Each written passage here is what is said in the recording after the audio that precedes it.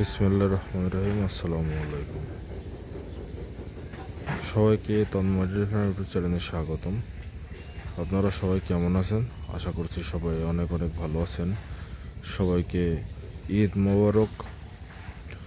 যদিও এখনও একদিন বাকি আছে, তারপর আপনাদের অগ্রিম ঈদ মোবারক। এখন আপনার সময় সকাল 6:30। অন্যদিন যেমন আপনার সকালে একটু কুয়াশা টুয়াশা থাকে, আজকে আর কুয়াশা নাই। যদিও কালকে রাতে ঠান্ডা পড়ছে, কিন্তু আজকে কুয়াশা নাই, ক্লিয়ার। মানে আজকের আবহাওয়াটা দেখে মনে হচ্ছে আপনার মোটামুটি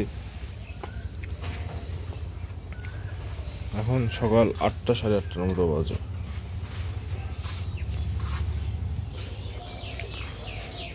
চলুন আজকে একটু ঘাসের জমিতে যাওয়া যাক। আমরা এখন মোটামুটি আপনার যারা আমাদের রেগুলার দর্শক তারা জানেন যে আমাদের ঘাসগুলোর কি বাজে অবস্থা ছিল। তারপরে আপনার আমাদের এই যে পুকুরের পানি টানি দিয়ে এখন মোটামুটি আপনার একরকম হয়েছে আর কি, চলার মতো। তো এখন মোটামুটি আপনার অর্ধেক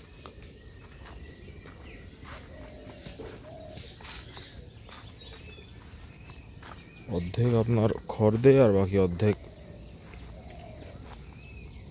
ঘাস।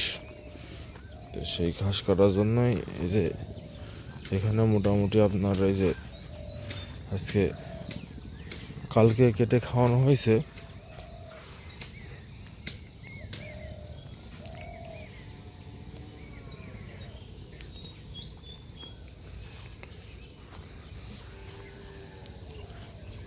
আনার ভাই, তোমার ছল আসেনি?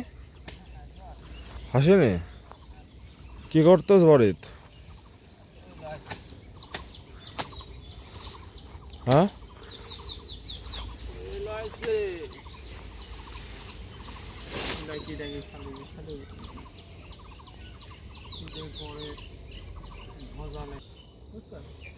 হ্যাঁ সেটাই করতে হয়। এখানে সেটাই, এখানে আমাদের মিষ্টি কুমড়ার লাউ কদুর গাছ আছে। এখান থেকে মোটামুটি ভালোই আমরা ফল পেয়েছি, এখনো পাচ্ছি। ফুল টুল এই যে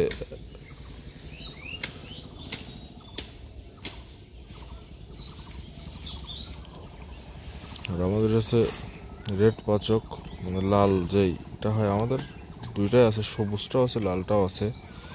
আর যদি আপনাদের আমি সবুজ আর লালের মধ্যে যদি পার্থক্য বলি, তাহলে এই যে হ্যাঁ, সবুজ আর লালের মধ্যে পার্থক্য, এখানে একটা সবুজ আছে। সবুজ আর লালের মধ্যে পার্থক্য হচ্ছে বেশ কিছু পার্থক্য আছে। তার মধ্যে একটা অন্যতম পার্থক্য হচ্ছে সবুজ ঘাসটা খুব তাড়াতাড়ি পেকে যায়, মানে ওর যে ডগা শক্ত হয়ে যায় খুব তাড়াতাড়ি। সেম বয়সে লাল ঘাসটা ডগা সহজে শক্ত হয় না। তারপরে যদি আর একটা পার্থক্য, যেটা প্রধান পার্থক্য, সেটা হচ্ছে সবুজ ঘাসে আপনার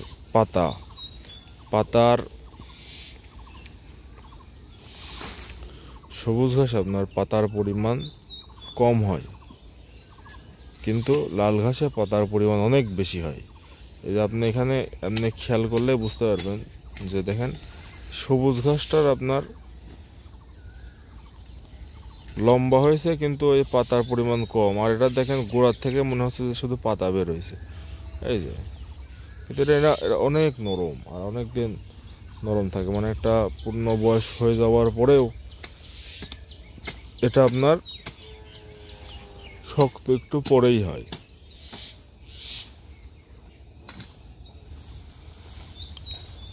দেখেন যে পাতার কেমন। আর আমাদের এই ঘাসগুলো তো আপনার এই কিছুদিন আগে যেই রোদ গরম পড়লো, এই রোদ গরম তোর ঘাসগুলো একদম আপনার মানে এই মাপে যে ঘাস হবে আমরা তো ভাবছিলাম না, একদম মানে জমি মায়ের হয়ে গেছিল। কিন্তু এখন আপনার মোটামুটি আবার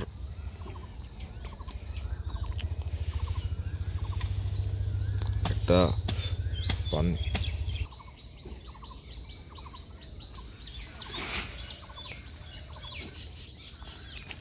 সেক্ষেত্রে যদি আপনারা বলেন যে আসলে কোন ঘাসটা বেশি সুইটেবল আপনাদের জন্য, সেটা আমি আপনাদের বলবো যে আপনাদের কেমন চাহিদা সেটার উপর।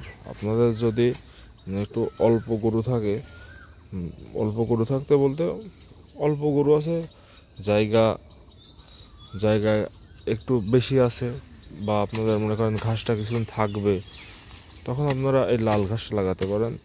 তাহলে আপনার ঘাসটা নষ্ট হবে না। কিন্তু আপনারা এই ক্ষেত্রে সাদাটা লাগাইলে পরে তখন ওইটা আপনার পেকে আপনার ওইভাবে ঘাসটা নষ্ট হয়ে যাবে। আর যদি আপনাদের মানে অল্প জমি থাকে কিন্তু খাদ্য বেশি লাগে, তখন আপনারা দ্রুত উৎপাদনশীল আপনার এই সবুজ ঘাসটা লাগাবেন, তাহলে ওইটার আপনারা ফল আরও ভালো পাবেন। এই যে এখন দেখেন যে ঘাসের বুসাটা মাত্রই ফেললো, এটা আপনার মোটামুটি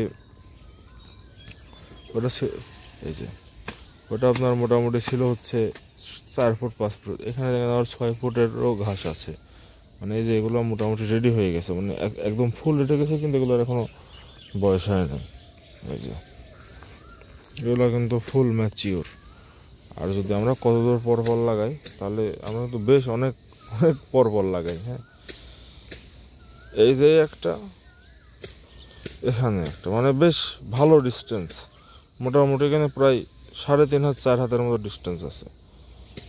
কিন্তু এটা শুধু এইখানে, কিন্তু ওইদিকে আবার হুনো আছে, এখানে একটু বেশি হয়ে গেছে। কিন্তু আমাদের স্বাভাবিক যেই আপনি দূরত্বটা, সেটা হচ্ছে এইটা স্বাভাবিক দূরত্ব, মোটামুটি 1.5 হাতের মাপে। এই যে দেখেন, মোটামুটি সবগুলা 1.5 হাতের মাপে।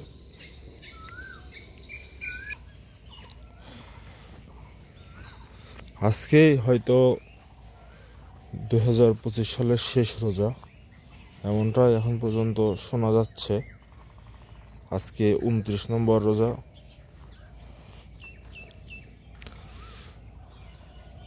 এই যে এখানে হচ্ছে আমাদের একটা তুত গাছ আছে, কিন্তু আমরা ওইভাবে গাছের থেকে ফল পাই না। গাছটা দেখতে পাচ্ছেন বেশ বড় সড়ো। আপনারা কেউ যদি এই বিষয়ে একটু অভিজ্ঞ হয়ে থাকেন, তাহলে একটু আমাদের এই বিষয়ে সাজেস্ট করবেন যে কি করলে আসলে গাছটা থেকে আমরা ফল পাবো। এটা একদম আমার বাড়ির মূল ফটকের সামনে, এখান থেকে আমরা মানে পাই না, এভাবে কোনো কিছুই ঠিক মতো পাই না। এখন তারপর আমরা কিছুদিন পর আপনার এই ডাল কেটে নতুন যে পুরো গোড়া যেই সাইজের, এসে যদি আমার গাছটা থাকতো, তাহলে কিন্তু অনেক বড় গাছ হইতো। দেখতে পাচ্ছেন যে আমরা কিছুদিন পরই যেগুলো কেটে দেই। হ্যাঁ, কিন্তু মনে হচ্ছে আমি কিছু একটা খুঁজে পেয়েছি।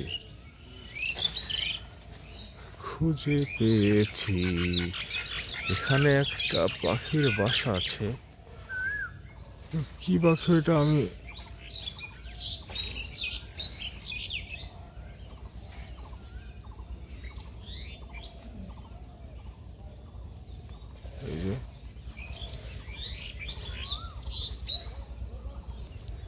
এখানে আসলে আমি একটা পাখির বাসা খুঁজে পেয়েছি, কিন্তু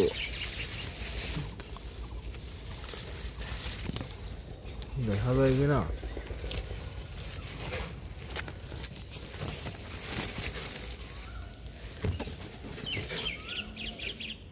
কিছু আছে কিনা আমি নিজেও দেখতে পাচ্ছি না।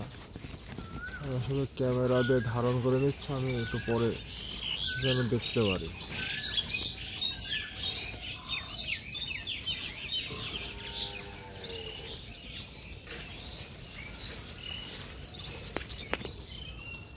দেখা যায় কি? যাই হোক, আজকের ভিডিও এখানেই শেষ করছি। সবাই ভালো থাকুন, সুস্থ থাকুন। আর আমি একটু এই জিনিসটা একটু ঘাটাঘাটি করবো ক্যামেরাটা বন্ধ করে। সবার ঈদ অনেক ভালো কাটুক পরিবারের সাথে। আর আপনাদের পরিবারের যারা প্রবাসে আছে বা তাদের কর্মের জন্য এখন তারা বাসায় আসতে পারছে না, আমাদের তাদের চাকরির জন্য, তাদেরকে একটু বেশি সময় দিন। ধন্যবাদ সবাইকে যারা এতক্ষণ পর্যন্ত আপনারা আমাদের ভিডিও জুড়ে ছিলেন। টাটা।